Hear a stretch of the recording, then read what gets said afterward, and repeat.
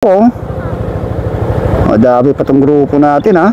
Oh, meron tayong nabuong 4 na breakaway. Diyan, hirap kunan. Hindi tayo pwedeng sumabay doon dahil mabilis. Isang bad split remate ang mangyayari dito.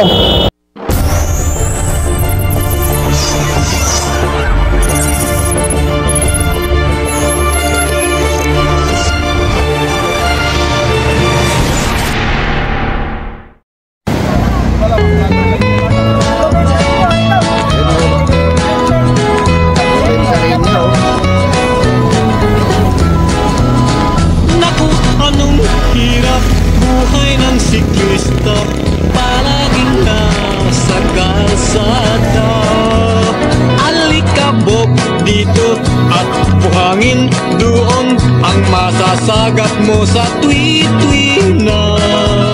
Ang init ng araw, lamig ng panahon, ang palaging madarama. O talagang ganyan, dapat na magtiis ka. Ito ang buhay siklista.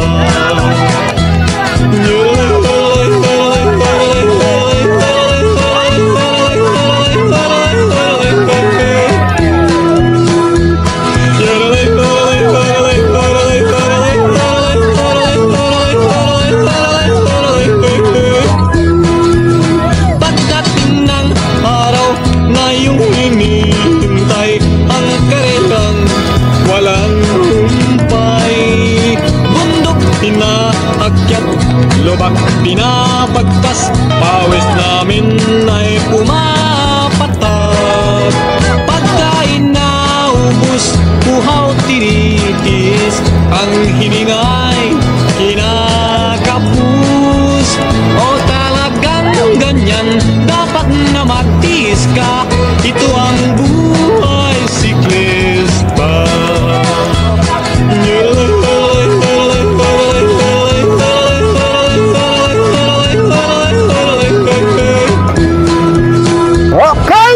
Gusto po andito ngayon tayo sa cycling race dito sa Santa Barbara, Pangasinan, dito sa United Frontliners, right? 113 headed by Sir General Eric Noble. Shoutout natin si Sir Eric Noble, and shoutout din siyempre natin si Sir Christopher Itos na nag-invite sa atin dito. Siya ito, no? Pinakamatandang riders dito sa baba na dito sa Pangasinan, ha? Kaya para nitong ating mga riders from different town here in Pangasinan. Yan, no? This is the town of Santa Barbara. Idol!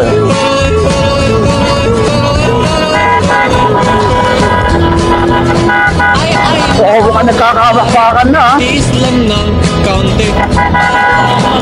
Para tayo nasa Pero Luzon. Okay. Ito na yung ating mga riders. So, may mga tumatakas sa tayong riders dito. Grabe itong mga to, oh. So, dito tayo sa Santa Barbara, going to Mapandan, back to Santa Barbara, Pangasinan. So, isang mabilisang karera lang to dito sa Santa Barbara. More or less, mga 30 to 40 kilometers lang ang ating bubunuin.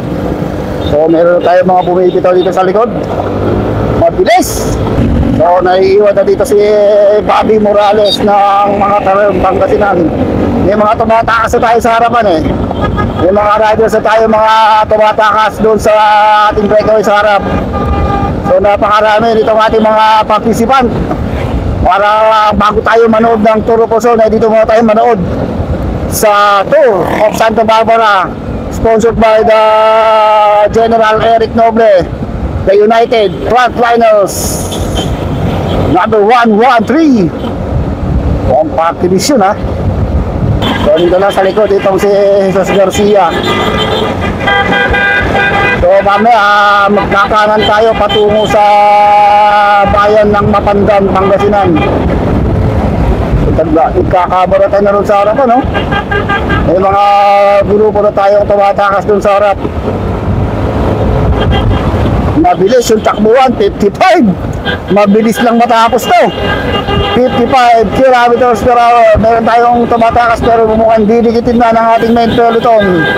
Andito sila Jerry Cabael, Drake Dev Dumban. Makikita ko dito mga taga Santa Barbara, ang anak ni Ruben Carino, andito din. Jerry Cabael, Jolo Kalimlim. So, right turn tayo dito going to Mapandan, Pangasinan. Mabilis. Mukhang saglitan lang to.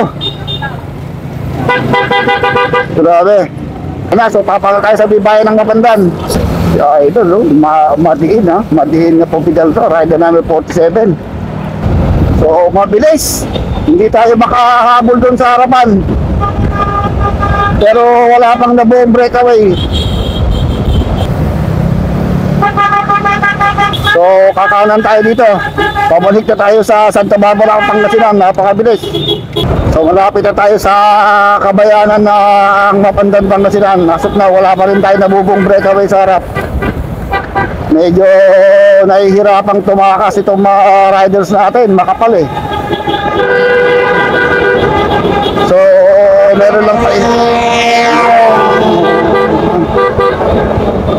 may mga pa isa-isang tumatakas pero inaabot pa rin ng peloton. So dito na tayo sa kabayanan ng Mapandan, at the front of the municipality of Mapandan.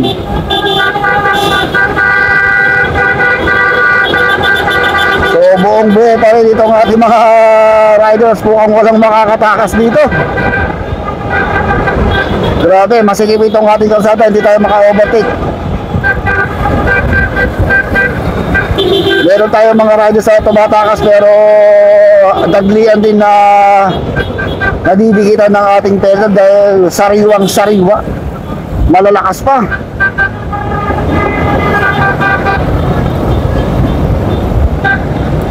So nagkakabalatan doon sa harapan pero hindi tayo maka-overtake.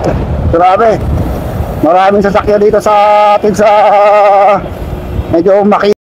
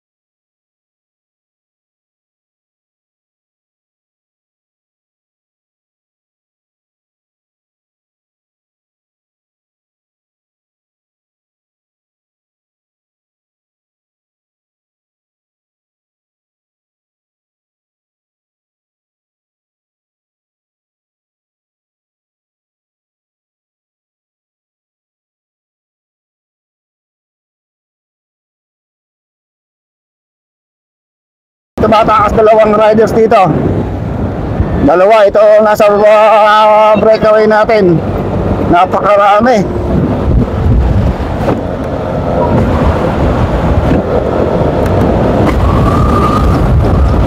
So ito, tumatakas itong si Jerry Cabael. Ito ang riders na solo na tumatakas dun sa ating peloton. Okay, this is our solo breakaway. Ito yung ating grupo, oh. Madami pa tong grupo natin ha. So mahirap tumakas dito. So na-traffic pa tayo dito. May nagagalap dito na party. Yun lang. So sasamantalain na nung nasa harapan yan ha, na makatakas. So idol, mukhang naipit sa traffic ha. So may mga naiiwan na tayong riders dito. Palapas na tayo sa highway. Dito na magkakaalabanan sa highway kung sino ang makakatakas. So pagkalabas natin sa highway, mga 6 kilometers na lang tayo to the finish line.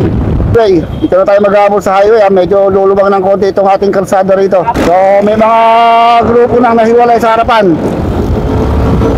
Hindi susundan natin. Papalikin tayo sa Santa Barbara. Malapit na matapos itong ating karera.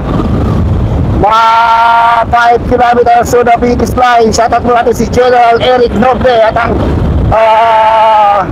United Frontliners 113 and si Sir Christopher Idos. Yan.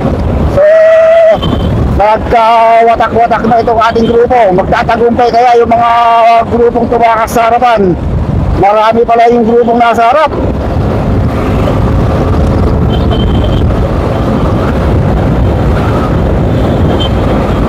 So almost 20 o 25 riders yung nasa breakaway group natin. Nandito pa si Julian Machu. So ito, madidikitan na natin ay yung ating mga breakaway. Welcome Santa Barbara, Pangasinan. So andito rin si James Ubaldo. So meron pang grupong nasa harapan ha. Ito si Julian Macho, bumaharap na. Daniel Conquere, andito din.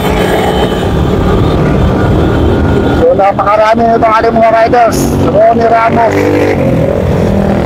So meron tayong grupo sa harapan ha. Meron tayong grupo sa harap.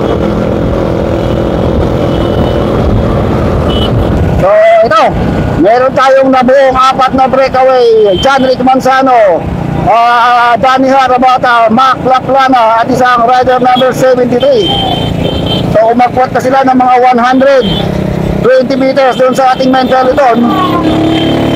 So maaabutan pa kaya ito ng ating napakalaking peloton doon sa likuran. Grabe, ang kanilang speed 53 kilometers per hour. Atak-atak kayo ni Danny Harabata, John Rick Manzano. Ito sila plano, ito dito sa likod, itong rider number 73. Mukhang hindi ako pamilya dito sa rider number 73 na to. So patuloy pa rin na nag-ahabol yung ating peloton doon sa likuran. Makapal yung ating peloton kung hindi magpapalit-palit ito at babagal. Sigurado didigin yung napakakapal na peloton sa likuran. Ayun na yung ating peloton.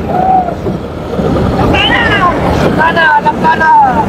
So ayun yung ating peloton, napakakapal. So medyo bumibilis ulit ng bagya itong ating peloton. 55 kilometers per hour, pero 120 to 150 meters pa rin ang inilalamang nila doon sa ating peloton. Okay, so ito papadikit na. Papadikit na itong ating peloton. Grabe, ang dami. Dumidikit na itong ating peloton ha. Hey! So, dinikit na nila yung ating breakaway. So, dito lang sa likod itong si... Uy! Kakakiskisan. Tingnan natin kung meron tayong magiging bagong breakaway o sabayang rim at yan ang mangyayari dito. Grabe. DJ Perez andito, si Clive Idos. Mga RCC. Dito rin si Adrian ng Team Kamiling. So Harabata, nasa harapan pa rin si Danny Harabata. Ayun na, bumaparap na itong si Adrian. Sinundang kagad na Drake Dave. Grabing baratan. Napakarami. So mabilis, 55 kilometers per hour. So malapit tayo sa finish line. More or less 5 kilometers na lang tayo to the finish line. Mangat na sa kanan itong si Jerry Caballero, sinusundan ni Ronnie Ramos. Ayun na si Ronnie Ramos, bumanat sa kanan. Nakasunod pa rin itong si John Rick Manzano. Dito rin pala si Jaren, James Ubaldo, Axel Mayor.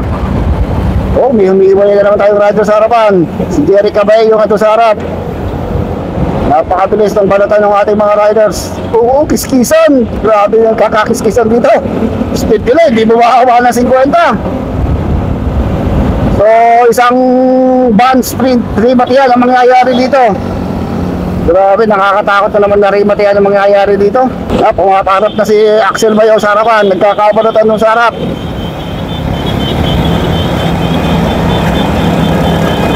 So kanya-kanyang takasan dito. So malapit na to. Less than 5 kilometers na tayo to the finish line. Nasa harapan na si Axel Mayor. Mukhang si Jarin na yung nasa harap din, Jarin Sirano.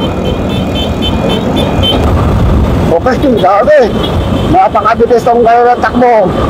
Pero walang nakakatakas sa ating mga crew kaya nagkakabagatan dito sa harap. Daniel Cortero andito rin. Si J. Esguera. Ito, Davidson. Si Adrian. Gilbert Rosario. At saka itong si Axel Mayor. Napakabilis talaga, grabe. Mabilis nilang tatapusin yung karera.